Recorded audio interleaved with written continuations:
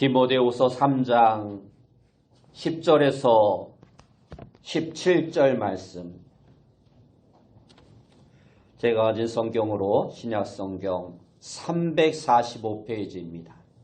신약성경 345페이지, 디모데후서 3장 10절에서 17절 말씀, 제가 봉독해 드리겠습니다. 나의 교훈과 행실과 의양과 믿음과 오래 참음과 사랑과 인내와 박해를 받음과 고난과 또한 안디옥과 이고니온과 루스드라에서 당한 일과 어떠한 박해를 받은 것을 내가 과연 보고 알았거니와 주께서 이 모든 것 가운데서 나를 건지셨느니라. 무릇 그리스도 예수 안에서 경건하게 살고자 하는 자는 박해를 받으리라. 악한 사람들과 속이는 자들은 더욱 악하여져서 속이기도 하고 속기도 하나니, 그러나 너는 배우고 확실한 일에 거하라. 너는 내가 누구에게서 배운 것을 알며 또 어려서부터 성경을 알았나니, 성경은 능히 너로 하여금 그리스도 예수 안에 있는 믿음으로 말미암아 구원에 이르는 지혜가 있게 하느니라. 모든 성경은 하나님의 감동으로 된 것으로 교훈과 책망과 바르게 함과 의로 교육하기에 유익하니, 이는 하나님의 사람으로 온전하게 하며 모든 선한 일을 행할 능력을 갖추게 하려 함이라. 아멘. 우리 옆에 분들과 인사합시다. 만나서 반갑습니다. 다시 한번 인사합시다. 오늘도 큰 은혜 받읍시다. 오늘 우리가 읽은 말씀을 통해서 말씀을 회복하라, 말씀을 회복하라 라는 제목으로 함께 은혜의 말씀을 나누기 원합니다. 올 2026년도 우리 장령 성산교회 표어는 회복되는 교회라고 말씀드렸습니다. 그래서 새해 첫 주일에는 이 표어의 주제가 되는 말씀을 가지고 말씀을 드렸고, 지난 시간에는 이 회복되는 교회를 위한 첫걸음으로 기본으로 돌아가자 하는 말씀을 드렸습니다. 오늘은 회복되는 교회의 세 가지 내용 가운데 첫 번째로 말씀을 회복하자라는 제목으로 함께 은혜를 나누길 원합니다.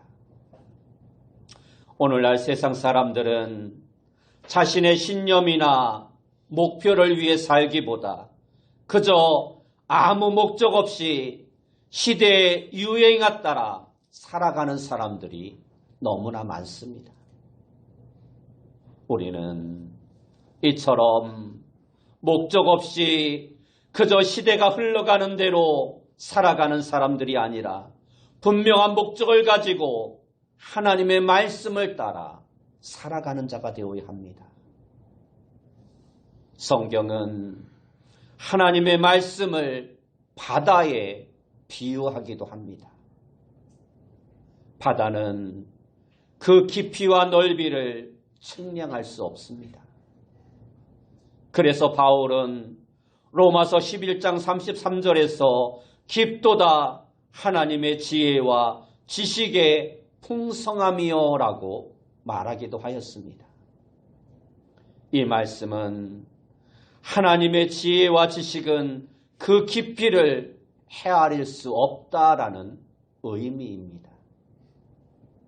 그런데 성경은 놀랍게도 우리 인생의 행복을 하나님의 말씀과 연결시키고 있습니다.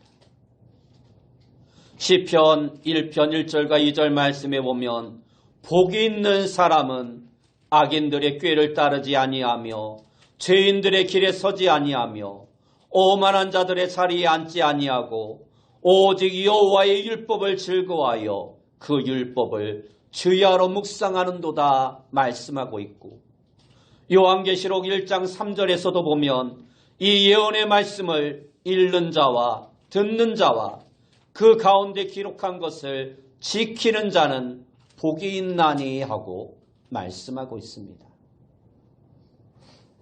한 번은 예수님께서 무리들에게 하나님의 말씀을 강론하고 있을 때 한 여자가 예수님에게 소리를 칩니다. 당신을 낳아 젖먹인 여자는 참으로 복을 받은 여인입니다 하고 소리를 지릅니다. 그러자 예수님은 정말로 행복한 사람은 하나님의 말씀을 듣고 그 말씀대로 살아가는 사람이라 다시금 말씀해 줍니다. 마태복음 7장 24절과 25절에도 보면 예수님은 그러므로 누구든지 나의 이 말을 듣고 행하는 자는 그 집을 반석 위에 지은 지혜로운 사람 같으리니 비가 내리고 장수가 나고 바람이 불어 그 집에 부딪히되 무너지지 아니하나니 하고 말씀하고 있습니다. 그래서 오늘 본문 14절 말씀에도 보면 그러나 너는 배우고 확실한 일에 거하라. 너는 내가 누구에게서 배운 것을 알며 하고 말씀하고 있습니다. 디모데는 바울에게서 하나님의 말씀을 배웠습니다. 디모데는 더베 출신으로 지금의 터키에 속하는 지중해 연안에서 조금 내륙으로 들어간 도시에서 태어나 바울의 전도 여행 중에 만나 그때부터 바울과 함께 지내며 바울이 무엇을 믿는지, 바울의 소망이 무엇인지, 바울의 믿음이 어떠한지, 또한 바울이 그리스도를 위해서 어떠한 고난을 겪었는지를 너무나도 샅샅이 알고 있는 사람이 바로 디모데였습니다. 바울은 지금 바로 그 이야기를 디모데에게 하고 있는 것입니다. 디모데야, 너는 너에게 하나님의 말씀을 전해준 사람이 어떤 사람인지, 내가 그리스도를 위해서 어떠한 삶을 살고 있는지 누구보다도 잘 알고 있지 않느냐. 그러므로 너는 내게서 배우고 확실한 대로 살아가라 하고 말씀하고 있는 것입니다. 오늘 본문에서 바울은 믿음의 아들 디모데에게 몇 가지 충고의 말씀을 하고 있는데, 먼저 내가 참 그리스도인으로 이 세상을 살아가기 위해서는 반드시 고난이 있을 것이라는 것입니다.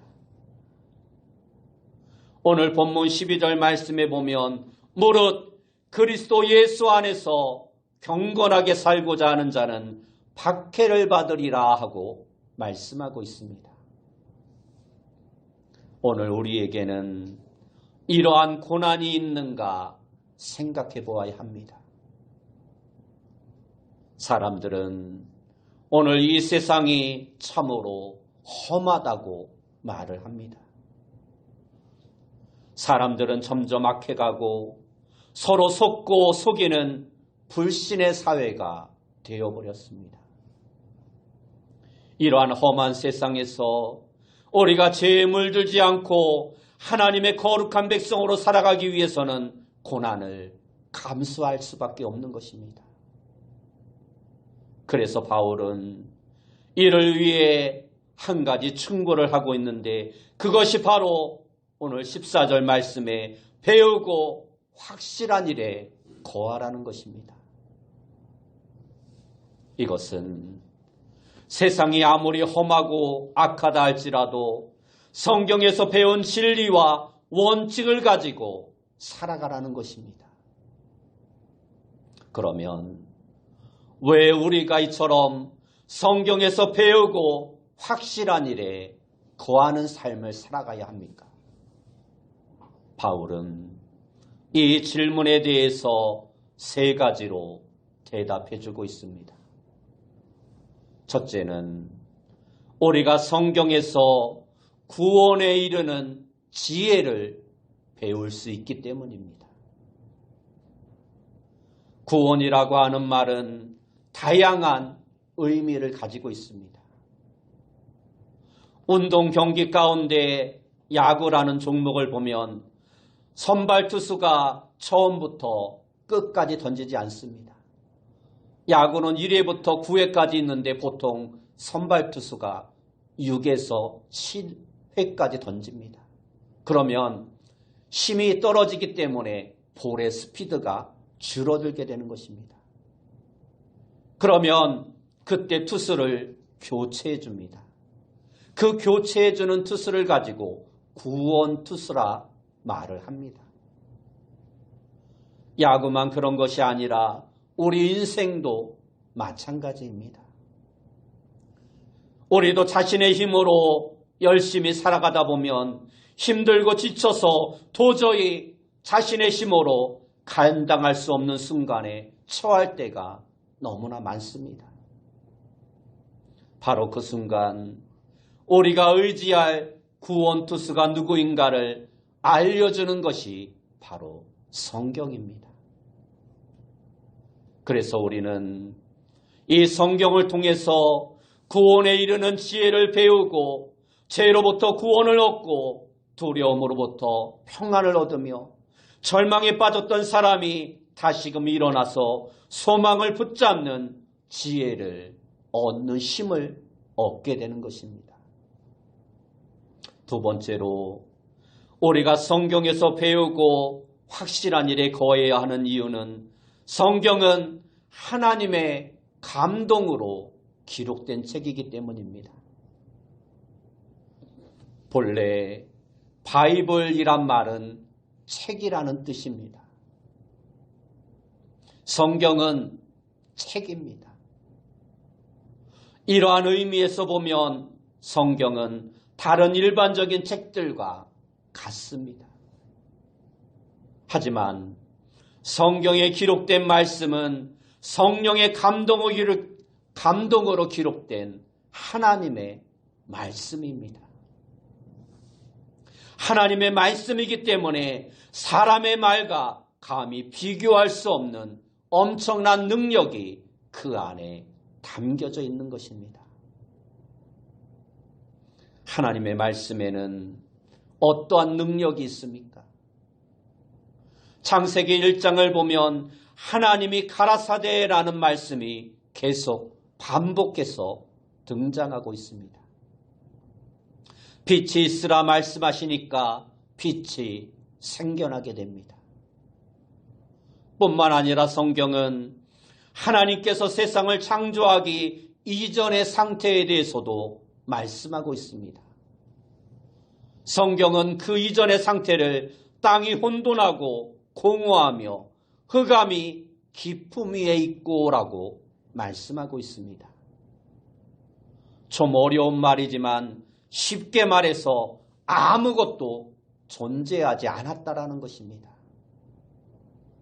이처럼 하나님은 아무것도 존재하지 않는 무에서 단지 말씀으로 천지를 창조하셨던 것입니다.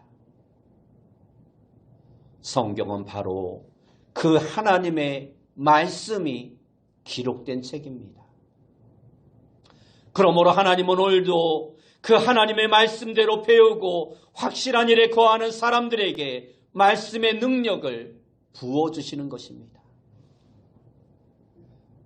아무것도 없는 절망의 상태에서 말씀의 능력으로 엄청난 것을 이루게 하시고 말씀의 능력으로 연약한 사람들을 붙들어 주시고 그 말씀의 능력으로 그것을 믿는 사람들과 항상 동행해 주시는 것입니다.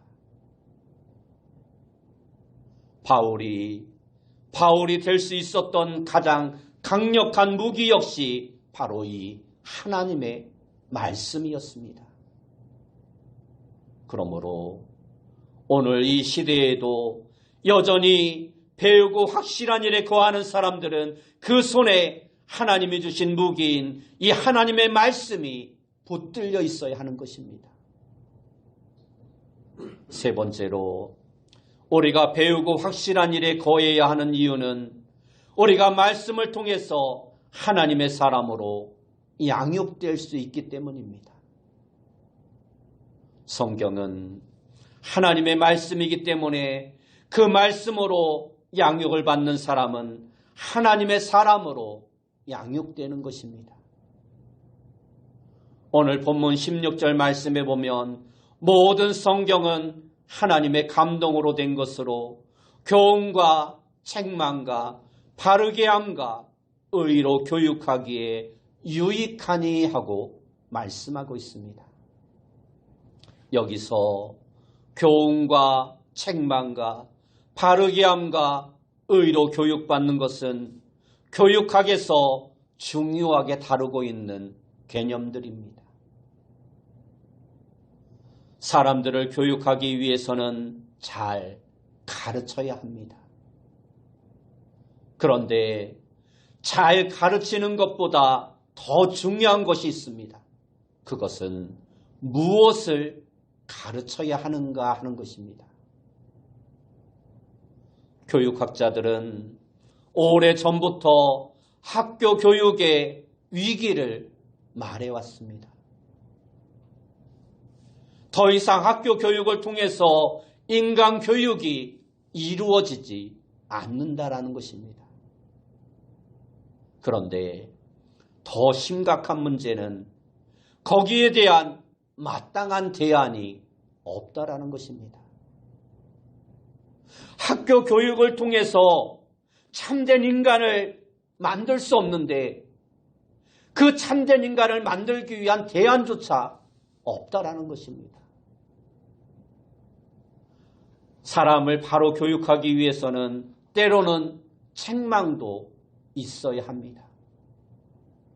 오늘 말씀에도 보면 하나님의 말씀은 교훈과 책망과 바르게 함과 의로 교육하기에 유익한 책이라고 말씀하고 있습니다. 사람이 하나님의 말씀으로 교훈을 받고 잘못된 것을 깨닫고 회개하고 또 하나님의 말씀으로 훈련을 잘 받을 때 하나님의 사람으로 양육되는 것입니다. 이와 같은 성령의 교육이야말로 인간 교육의 유일한 대안이라 말할 수 있는 것입니다. 그래서 시편 119편 9절 말씀에 보면 청년이 무엇으로 그의 행실을 깨끗하게 하리이까? 주의 말씀만 지킬 따름이니이다 하고 말씀하고 있습니다. 하나님의 말씀을 지키고 따를 때 그 영혼이 행실이 깨끗해지고 거룩해질 수 있다는 것입니다. 이처럼 하나님의 말씀이 우리의 삶의 기준이 되어야 합니다. 평생 이 하나님의 말씀을 지키면서 살아가는 자가 되어야 합니다. 이 하나님의 말씀이 우리의 모든 삶의 절대적인 원칙이 되어야 합니다. 그 무엇보다 우선되는 말씀이 되어야 하는 것입니다. 그래서 하나님의 말씀인 성경 안에서 하나님의 사람으로 자라나야 하는 것입니다. 그러면 이러한 하나님의 말씀을 대하는 우리의 자세는 어떠해야 할까요? 하나님의 말씀을 대하는 방법에 대한 성경의 가장 좋은 예가 있다라면 바로 사도행전 10장에 나오는 고넬료의 예를 들 수가 있습니다. 오늘날 세상에는 수많은 불신자들이 있습니다. 그 모든 불신자들이 예수님에 대해서 전혀 듣지 못하고 알지 못해서 예수님을 믿지 못하는 것이 아닙니다. 그 가운데에는 이미 여러 번 예수님의 복음에 대해서 믿는 자들에게 전도를 받은 경험이 많은 사람들도 있습니다. 이것은 사람들이 예수님에 대해 듣는다고 해서 예수님을 다 영접하는 것이 아니라는 것입니다. 하나님이 부르신 사람, 그리고 마음이 준비된 사람만이 예수님을 영접하고 구원받고 하나님의 백성이 될 수 있는 것입니다.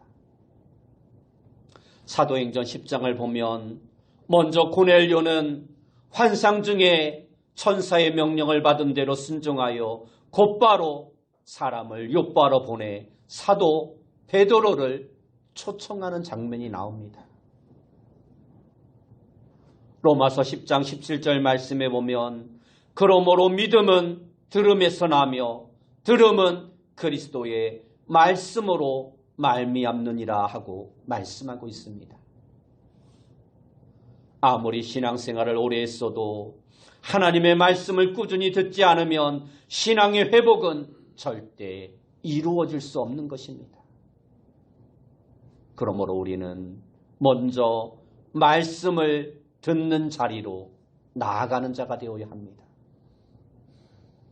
다음으로 고넬료의 모습에서 말씀을 듣는 자세를 살펴보면 가족들을 모아놓고 베드로를 기다렸다라는 것입니다. 사도행전 10장 24절 말씀에 보면 이튿날 가이사라에 들어가니 고넬료가 그의 친척과 가까운 친구들을 모아 기다리더니 하고 말씀하고 있습니다. 이것은 하나님의 말씀을 사모하는 고넬료의 간절한 마음을 말씀하고 있는 것이라 할 수 있습니다. 너무도 말씀을 사모하기에 자신만이 아닌 가족과 친척과 가까운 이웃까지 초청하여 듣기를 원했던 것입니다. 신앙은 매우 개인적인 것이지만 신앙생활은 결코 개인만의 문제가 아님을 우리는 알아야 합니다. 내가 예수님을 믿게 되었을 때 그때부터 나와 관련된 모든 사람들이 내게서 영향을 받게 되는 것입니다. 그러므로 신앙은 개인적인 것이지만 결국에는 내가 속한 공동체에 많은 영향을 끼칠 수밖에 없다라는 것입니다. 또한 말씀을 듣는 고넬료의 자세에서 우리가 배울 수 있는 것은 겸손함입니다. 사도행전 10장 25절을 보면 마침 베드로가 들어올 때에 고넬료가 맞아 발 앞에 엎드려 절하니 하고 말씀하고 있습니다. 당시의 유대인들은 사람들에게는 절을 하지 않고 오직 하나님에게만 절을 하였습니다. 그래서 사도들도 사람들에게는 절을 받지 않았습니다. 사도행전에도 보면 당황한 베드로가 고넬료를 일으켜 세우며 일어서라 나도 사람이다 라고 말하고 있는 것을 볼 수 있습니다. 물론 사도행전 10장의 전체적인 내용을 볼 때 고넬료가 베드로를 신적인 대상으로 생각하고 절한 것은 아님을 알 수 있습니다. 사도행전 10장 33절 말씀에 보면 고넬료는 주께서 베드로를 통해서 명하신 모든 말씀을 듣겠다라고 말하고 있기 때문입니다. 그럼에도 불구하고 고넬료가 베드로 앞에 절을 했던 것은 극도의 겸손을 말하고 있는 것입니다. 사실 고넬료 자신은 로마 군대의 장교일 뿐만 아니라 로마 시민권자였습니다. 그러므로 당시 베드로가 아무리 사도로 명성을 얻고 있다 해도 고넬료의 입장에서 보면 단지 피점령지에 그것도 시골 어부 출신인 베드로 앞에 엎드려야 될 이유는 전혀 없는 것입니다. 오히려 베드로가 엎드려야 했습니다. 그러나 고넬료는 오직 한 가지 이유, 즉 베드로가 하나님의 말씀을 전하는 사도라는 이유 때문에 그에게 엎드렸던 것입니다. 바로 이러한 겸손함 때문에 고넬료가 하나님의 축복을 받을 수 있었던 것입니다. 잠언 29장 23절 말씀에 보면 사람이 교만하면 낮아지게 되겠고 마음이 겸손하면 영예를 얻으리라 말씀하고 있습니다. 그리고 사도행전 10장에서 고넬료가 하나님의 말씀을 받는 장면을 보면 고넬료의 직업인 군인다운 특징이 두 가지가 나타나고 있습니다. 우리 모두는 하나님의 십자가의 군사들입니다. 그러므로 오늘 우리도 고넬료의 말씀에 대한 이 군인과 같은 자세를 본받는 자가 되어야 합니다. 첫째는 명령에 대한 절대 복종입니다. 그는 베드로 사도가 무슨 말씀을 전하든지 사령관의 명령처럼 듣겠다라고 말씀하고 있습니다. 33절 말씀에 보면 이제 우리는 주께서 당신에게 명하신 모든 것을 듣고자 하여 다 하나님 앞에 섰나이다 말씀하고 있습니다. 하나님의 말씀을 전하기 전에 베드로는 고넬료에게 상당히 불쾌한 질문을 합니다. 베드로의 질문은 이러한 것이었습니다. 나는 유대인인데 본래 유대인들은 이방인과 가까이 하는 것이 금지되어 있습니다. 그럼에도 불구하고 하나님께서 이곳으로 가라고 해서 이곳에 왔습니다. 나를 부른 이유가 무엇입니까? 묻습니다. 듣기에 따라서 이 말은 상당히 거북한 말이 될 수도 있습니다. 감히 로마의 장교가 부르는데 왜 불렀느냐고 말을 하고 있는 것입니다. 그럼에도 고넬료는 이러한 베드로의 말에 전혀 개의치 않고 명하는 것을 다 듣겠다라고 말을 하고 있는 것입니다. 여기서 고넬료가 들으려고 하는 것은 베드로의 말이 아니라 하나님이 명하시는 말씀이었습니다. 그래서 이제 우리는 주께서 당신에게 명하신 모든 것을 듣고자 하여 다 하나님 앞에 있나이다 하고 말을 하였던 것입니다. 고넬료는 지금 베드로 앞에 서 있는 것이 아니라 하나님 앞에 서 있었던 것입니다. 요즘 사람들은 자기 말만 하고 남의 말은 잘 듣지 않으려 합니다. 특히 조금 배웠다라고 조금 안다고 하는 지식인들은 더욱더 그렇습니다. 자신의 이론에 도취되어 하나님의 말씀을 듣지 않으려 하는 것입니다. 고넬료도 당시로서는 상당한 지식인으로 많이 배우고 똑똑한 사람이었기 때문에 로마의 장교까지 할 수 있었던 것입니다. 그러한 그가 지금 하나님의 말씀을 듣고자 베드로 앞에 서 있는 것입니다. 둘째는 명령 체제를 존중하는 군인의 자세입니다. 고넬료가 한 말을 잘 분석해 보면 군대식 명령 체계를 이해하고 있음을 알 수 있습니다. 명령하시는 분은 주님입니다. 하나님입니다. 그리고 그 명령을 전달하는 지휘관이 바로 베드로입니다.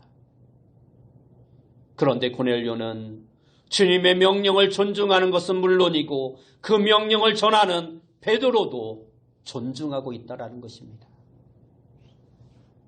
구약시대에 보면 하나님의 명령은 선지자나 제사장들을 통해서 백성에게 전달되었습니다. 그리고 이러한 명령의 체계를 무시하면 하나님은 크게 진노하셨습니다. 신약시대에 와서는 이 하나님의 말씀이 사도들에 의해서 전해졌습니다. 그리고 오늘날은 목회자들에 의해서 하나님의 말씀이 전해지고 있습니다. 마태복음 24장 25절 말씀에 보면 충성되고 지혜 있는 종이 되어 주인에게 그 집 사람들을 맡아 때를 따라 양식을 나눠줄 자가 누구냐 하고 말씀하고 있습니다. 여기서 집은 교회이고 집주인은 주님이시고 그 집 사람들은 성도들을 말합니다. 그리고 양식은 하나님의 말씀이고 말씀을 때에 따라 나눠주는 종은 바로 목회자입니다. 교회에서도 바로 이러한 명령의 체계가 중요한 것입니다. 성도들이 이것을 존중할 때 하나님의 뜻이 그대로 이루어질 수 있는 것입니다. 마지막으로 이렇게 우리에게 말씀이 회복되고 우리가 말씀에 순종하는 삶을 살 때 우리에게 주어지는 유익이 무엇인가 하는 것입니다. 그것은 하나님께서 우리에게 복을 주신다라는 것입니다. 예레미야 42장 6절 말씀에 보면 우리가 당신을 우리 하나님 여호와께 보내면 그의 목소리가 우리에게 좋든지 좋지 않든지를 막론하고 순종하려 함이라. 우리가 우리 하나님 여호와의 목소리를 순종하면 우리에게 복이 있으리이다 말씀하고 있습니다. 우리가 여호와의 목소리를 순종하면 우리에게 복이 있으리이다. 이 말씀을 이해하기 위해서는 말씀의 배경을 조금 살펴볼 필요가 있습니다. BC 721년 북이스라엘이 아스루에게 멸망을 당하고 남유다도 BC 586년에 바벨론에 의해 멸망을 당하고 맙니다. 이때 남유다의 마지막 왕이 시드기야인데 그는 도망가다가 포로로 붙잡혀 바벨론의 느부갓네살 왕 앞에 끌려가서 두 자녀들이 바로 눈앞에서 처형을 당하고 시드기야마저도 두 눈이 뽑히고 맙니다.